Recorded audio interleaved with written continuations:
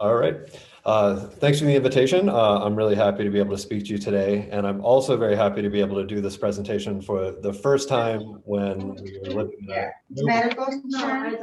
Okay, so on this form. Friendly reminder, thank you. with lots of funding on the way. So this has normally been a real doom and gloom presentation, but today we have some better news. Before, basically what I was trying to do consistently was estimate the number of people who are likely to experience a housing disruption as a result of the expiration of eviction moratoria.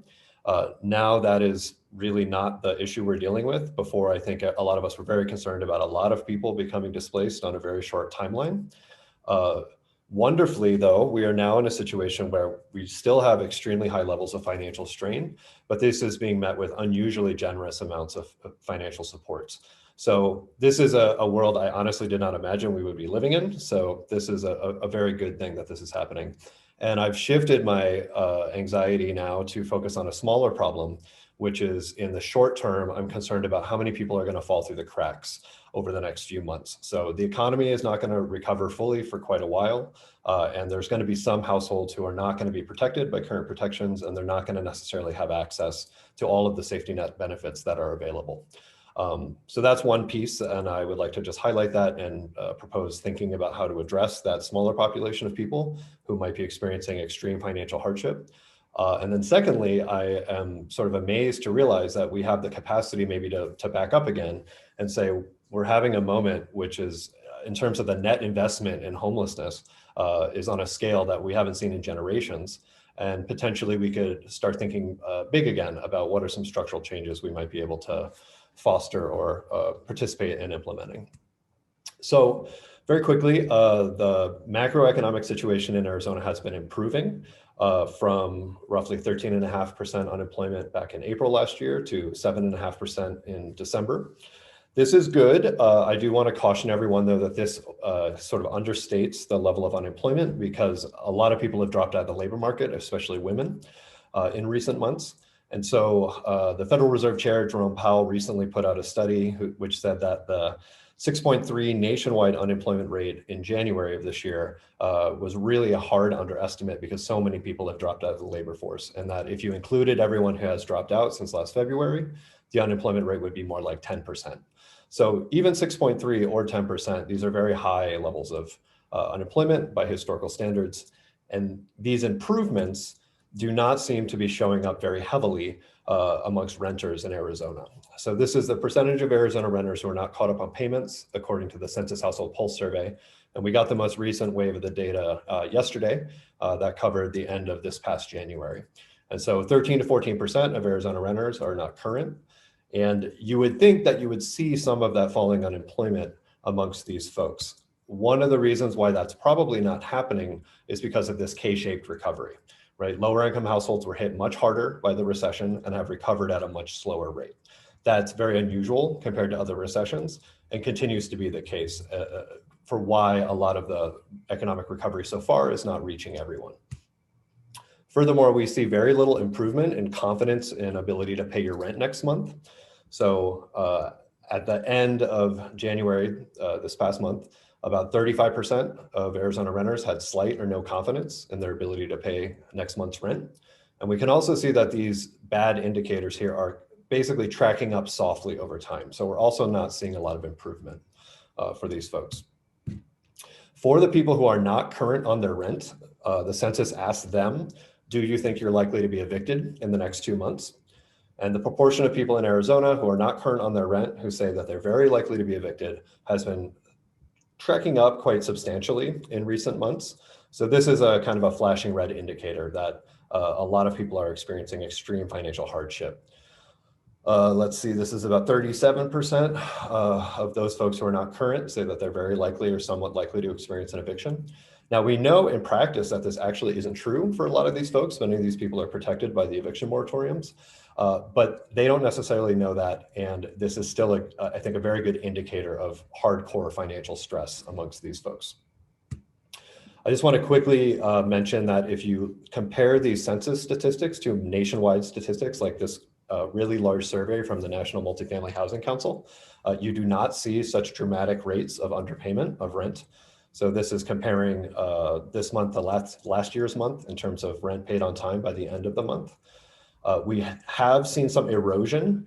So on average, people were about 1.5 percentage points lower this year than last year. That has expanded a little bit in recent months, indicating more strain and fewer renters making their rent in the last 2 months. But I just want to be clear that there is a big divergence between these nationwide statistics and some of these census figures. And I can talk about why that is later, or I can refer you all to a report that addresses that. Okay, one other issue I just want to mention very quickly is that amongst mortgage holders in Arizona, about 9 to 10% of mortgage holders report that they are not current on their payments. And of these folks, about 10% of them, which represents 1% of all mortgage holders statewide, report that they think it's very likely that they'll experience a foreclosure in the next 2 months. This is not good, and that's a lot of households, but I'm fairly confident that coming stimulus and unemployment payments will help most of these households. So in my hierarchy of concerns, I'm a little less worried about these folks. Okay, so now I'm going to show you some numbers that are coming from a consulting firm you might have heard of, the Stout Reeses Ross estimates. They built a model that used the Census Household Pulse Survey to generate estimates of rental shortfalls and the number of households likely to be at risk of a potential eviction. They did this model and updated it up until mid-November. And in mid-November, they stopped updating it because basically they said that we know that unemployment insurance, stimulus payments, and rental assistance are coming, and we don't know how those two things will interact. So we know there's hardship, but we know a lot of that hardship will be ameliorated, and it's literally impossible to model that. So they stopped providing the estimates, but I'm using these estimates to try to estimate the scope of hardship that will need to be mitigated by forthcoming assistance.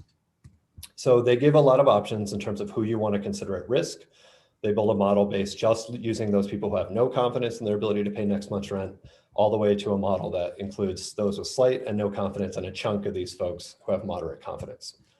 So using these different at-risk populations, they generate different numbers of estimates of people who would be at risk of a housing disruption or an eviction in the absence of any support, right? So this is imagining that the bill that passed last December isn't happening, right? So this is in the absence of money that we know is coming. So I just want to be clear that these numbers will be much lower in practice. The point is, how large is the scope of hardship? And I just want to say that based on other things I've been looking at, I think this range of estimates is much more realistic for Arizona. And very quickly, so if we think that the total rental shortfall is on a range from 123 to 365 million, we know that over time, rental debts aggregate. And this is a Fed study looking at the unemployed and their average rental debts. And we've had some nationwide studies that estimate that the total burden of unpaid rent is about 70 billion nationwide by January. So my point is that these numbers might be a little higher by a factor of 10 to 20%, but this gives us a good ballpark, I think, of the extent of rental debt statewide. And just a couple of days ago, I heard an update from someone from the Arizona Housing Council, and they said they've tracked about over $400 million that have been allocated for rental assistance and homelessness prevention in Arizona statewide. So I'm finding myself in the unbelievable situation where I think that the amount of money that is being allocated to rental assistance is roughly in the ballpark for what we need.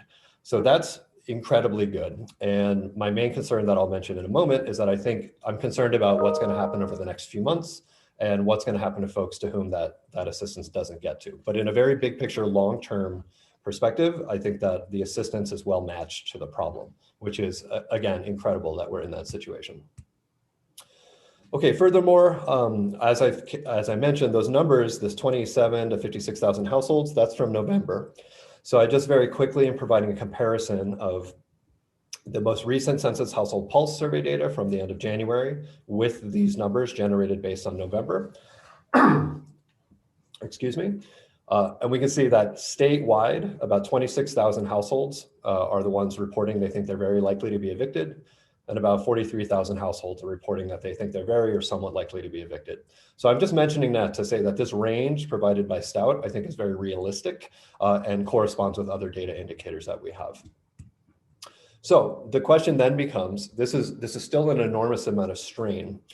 So this is a quick and dirty thought exercise. Please do not cite these numbers or quote me on these. I'm just using this to demonstrate why I think we still should be having some concern about this. So if we take these midpoint estimates, this is the most conservative estimate from Stout. And let's imagine that 80% of this hardship is mitigated by forthcoming, stimulus payments, UI benefits, rental assistance. So 80% of these people are fine. That still leaves about 5,000 households. That's representing about 15,000 people. And if only 25% of those folks experience homelessness, that's about a 3,600 increase in the statewide homeless population. So that would be about a 25% increase roughly in the statewide population. If we do a worse job in terms of mitigation, and only 60% of these households are kind of buoyed by safety net benefits and stimulus, that leaves about 30,000 people. And if 25% of those folks become homeless, that's about 7,000 folks homeless statewide. This would be about a 75% increase in the statewide homeless population. Now, I'm not saying that's going to happen. I'm just saying, depending on how many people are not connected to supports and services, we could still potentially end up with a large number of folks experiencing homelessness. Now, the other reason I want to mention that I'm concerned about this is that we know very clearly that low-income households especially have been really tapping all of their financial networks. So people are putting things on credit cards, they're spending down their savings, they're borrowing from friends and families, they're using their stimulus, they're using SNAP. So this has been going on since March, right? So this is month after month after month after month of people really exhausting all of their available resources. So my concern is that when this 25% number is drawn from studies of shelters in which people say, I'm in this shelter in this major metro area, and the main reason I'm here is because of blank, and about 25% of people cite eviction as the primary cause. This is during normal times, right? And we are not in a normal time, and we're in a situation where a large fraction of very low-income households have just experienced an extreme financial distress over a long period of time. So my point is simply that this 25% could potentially be higher, right? So those people who fall through the cracks, if they are disproportionately low income and extremely financially stressed, which I think is very likely, then this proportion of folks who are at high risk of homeless might be larger. So if a larger chunk of these folks are becoming homeless, let's exaggerate for a minute, and let's say it's half of these folks, this number then would be twice as large, right? So that again would be an extremely large statewide increase in the homeless population, even under the most optimistic scenario of a very low level of strain and a very high level of mitigation of that strain. The other thing, in the short term, I am very optimistic about the possibility of a very strong economic recovery this year, even by this summer, having a massive kind of explosion of economic activity following the vaccination effort as all this withheld savings starts getting injected back into the economy. So I'm very optimistic about that in the medium term. But in the short term, the recovery has really stalled. And over the next few months, very few people are going to be kind of saved from housing insecurity by getting pulled back into the labor market. So that's again why I really feel like these next few months are really key in terms of finding ways to support people. Last, as many of us know, evictions are continuing. These are eviction filings in both Pima County and Maricopa. I want to say right away, I know most of these are not real evictions, right? These are just filings. But many people, upon an eviction filing, do self-evict. They just leave the property that they're at. And we have evictions that are not covered by the moratorium that have gone forward and are being enforced. We do not have very good numbers on this, but what I am concerned about is that if this is sort of a weekly trickle of people self-evicting and people actually being evicted through judgments, combined with the fact that those folks I expect are the most likely to be the least resourced to deal with that situation, then you might again have a much higher percentage of people who are being evicted experiencing housing insecurity. And even if that is sort of a trickle over time, I think that could really add up over the next few months. So again, these numbers, depending on where we are and depending on how good of a job we do in mitigation, can produce very different outcomes. So if we're on the higher end of this range in terms of strain, and we still mitigate about 80% of that strain, this could still translate, unfortunately, and I hate to still be being a downer here at this point, but even with all this money on the way that I think many of us are finding comforting, I still think we're at risk of a lot of people experiencing extreme financial hardship and potentially homelessness in the months to come. So my urgent concern is that, right? How do we reach out to and provide support to these households who are disproportionately very low income and disproportionately people of color, who may be continue to be displaced slowly over the next few months, despite forthcoming assistance. And then secondly, and this is kind of just something I'm pitching to the group, I do think we may have the capacity potentially, and this is more of a question actually. Do people feel like we have the capacity to kind of deal with this like lower boil strain that will be going on, and have the capacity to think about what of these resources that are coming could we allocate to larger scale structural changes to reduce homelessness? So is that setting up an eviction prevention court? Is that really substantial investments in low barrier permanent housing, or other type of big picture ideas? So I'll just leave it off there, and I went a little bit over, so sorry about that. Thank you, everyone. Thank you so much, Keith. It looks like we might have time for 1 or 2 questions. And I see one in the chat. Any idea how many of these folks are elderly and living on Social Security income? Not off the top of my head, but the Census Household Pulse Survey data does have distributions by age broken out. And so that is very accessible. So if you just want to email me, I can send you the links to the spreadsheets for that information. Happy to. Thank you. Christy? Hi, thank you for that presentation, Keith. I just had a question. The data that you collected for Arizona, do you have that like broken down for Pima County? It is not at the level of counties. I have generated, basically, if we take these percentages and project them onto Pima County, what would this look like? So I do have estimates at that level. I will caution you that they are just a very rough approximation.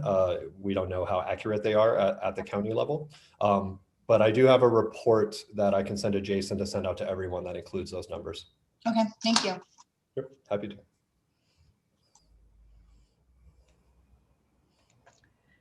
Thank you so much. Oh, yep. Okay. Sorry, I thought I saw another hand raised. Thank you so much, Keith, for this information. I think it's really helpful for us to think about, trends as things change. So we really appreciate you taking the time. Happy to. Thank you.